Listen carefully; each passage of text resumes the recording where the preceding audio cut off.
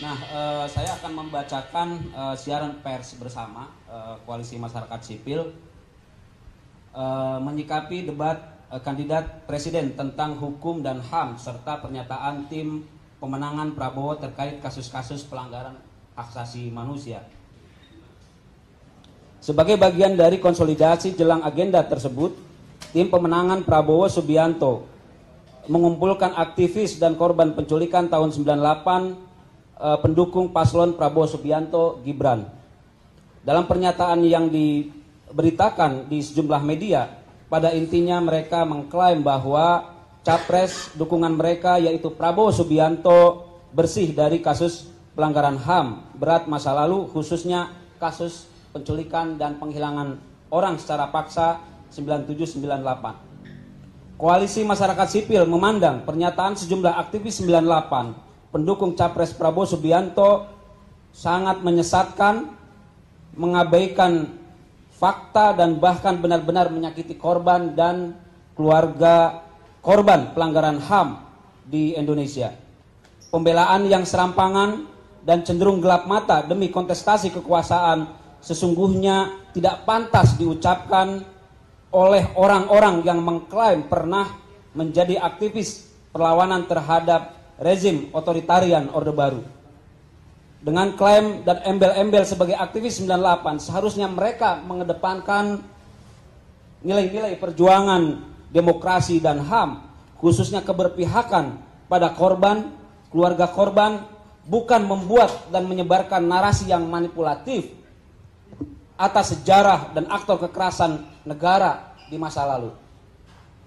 Penting diingat, penyelesaian kasus pelanggaran kasus kejahatan kemanusiaan, kejahatan negara di masa lalu atau pelanggaran HAM berat masa lalu, salah satunya kasus penculikan dan penghilangan orang secara paksa 9798 merupakan mandat dan agenda politik reformasi 98. Selama kasus-kasus tersebut belum diselesaikan secara tuntas, termasuk membawa dan mengadili terduga pelaku ke dalam pengadilan, maka selama itu pula desakan dan tuntutan penyelesaian kasus tersebut akan terus disuarakan dan tidak akan pernah surut.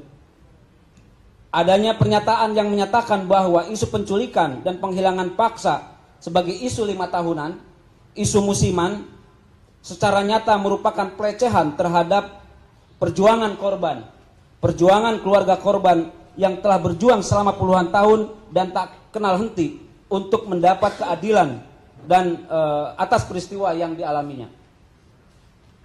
Khusus untuk kasus penculikan dan penghilangan orang secara paksa, sejumlah dokumen sebagaimana tadi disampaikan oleh kawan-kawan, khususnya laporan hasil penyelidikan Komnas HAM, sejatinya sudah lebih dari cukup untuk meminta pertanggungjawaban Prabowo Subianto di ruang pengadilan HAM.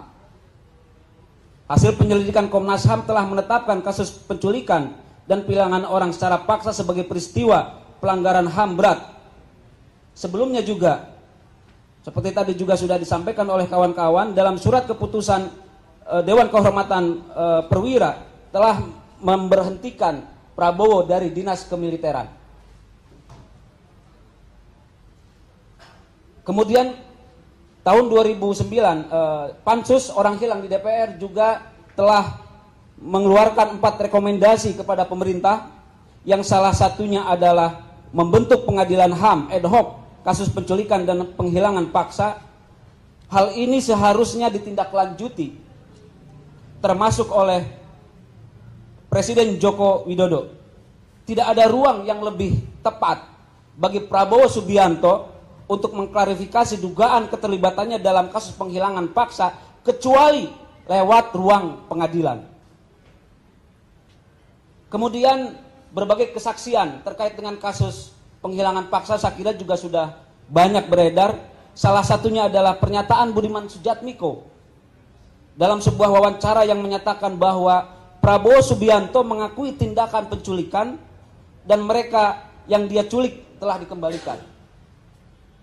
Pernyataan yang berisi pengakuan tersebut sesungguhnya memperkuat pentingnya untuk segera dibentuk pengadilan HAM ad hoc dalam kasus penghilangan paksa. Pengakuan tersebut secara nyata bahwa Prabowo memang terlibat, meskipun menurut pengakuannya bahwa mereka yang diculik telah dikembalikan. Penting untuk dicatat bahwa penculikan adalah sebuah kejahatan dan mengembalikan mereka yang diculik tidak dengan serta-merta menghapus kejahatan tersebut. Koalisi masyarakat sipil menilai elit politik termasuk para aktivis 98 yang sedang atau ex-aktivis ya, atau yang pernah menjadi aktivis 98 atau bukan sekarang, bukan lagi menjadi aktivis 98, termasuk Rahlana Sidik ya, yang sedang duduk di dalam kekuasaan atau ikut dalam kontestasi politik elektoral hari ini, seharusnya tidak boleh mengabaikan, apalagi sampai menginjak-injak nilai-nilai demokrasi dan hak asasi manusia, khususnya perjuangan para korban dan keluarga korban.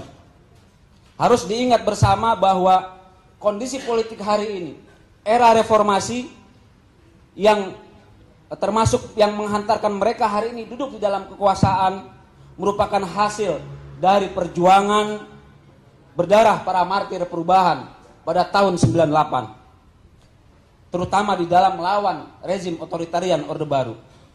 Dalam kasus penculikan saya kira ini jelas ya, sampai hari ini belum tuntas, apalagi sampai hari ini masih terdapat 13 orang yang diculik dan sampai hari ini belum kembali. Saya kira itu secara umum pernyataan kami Koalisi Masyarakat Sipil, terutama dalam konteks menyikapi pernyataan orang-orang yang mengaku sebagai aktivis 98, yang pada intinya adalah mereka memanipulasi sejarah, mereka memanipulasi aktor kekerasan dan kekejaman negara di masa lalu demi kontestasi kekuasaan, dan itu sesuatu yang harus dilawan oleh masyarakat sipil, terutama generasi muda hari ini, generasi milenial, generasi Gen Z ya. Saya kira itu. Terima kasih kawan-kawan atas kehadirannya. Hidup korban! Hidup korban! Jangan diam! Lawan! Hidup korban! Jangan diam! Lawan! Hidup korban! Jangan diam! Jangan diam! Lawan! Hidup korban! Jangan diam! Lawan! Ada satu yang agak mengganggu saya semalam itu, pada saat ditanya oleh Pak Ganjar tentang 13 orang itu, Pak Prabowo menjawabnya, come on. Terus di belakangnya ditertawakan ya. Itu saya agak keganggu ya. Ini masalah nyawa, Bos. Diketawa-ketawain kayak gitu. Kayak gampang banget ya. Siapa yang menertawakan menurut Anda? Di belakangnya itu kan kalau kita ulang tertawa tuh setelah itu. Pendukungnya Oke, pendukung mungkin, ya. Para pendukung itu harus dipastikan ya. Itu nggak bagus itu. Pertanyaan saja dua. Kalau Bapak ada di situ, apakah akan membuat pengadilan HAM dan membereskan rekomendasi DPR? Pertanyaan kedua, di luar sana menunggu banyak ibu-ibu, apakah Bapak bisa membantu menemukan di mana kuburnya yang hilang agar mereka bisa berziarah? Saya sudah jawab berkali-kali, tiap 5 tahun kalau polling saya naik, ditanya lagi soal itu.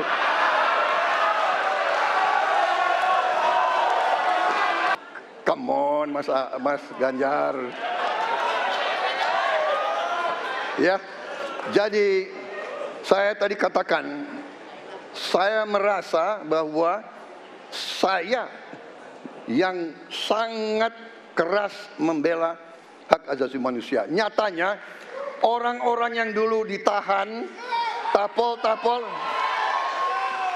yang katanya saya culik, sekarang ada di pihak saya membela saya, saudara-saudara sekalian.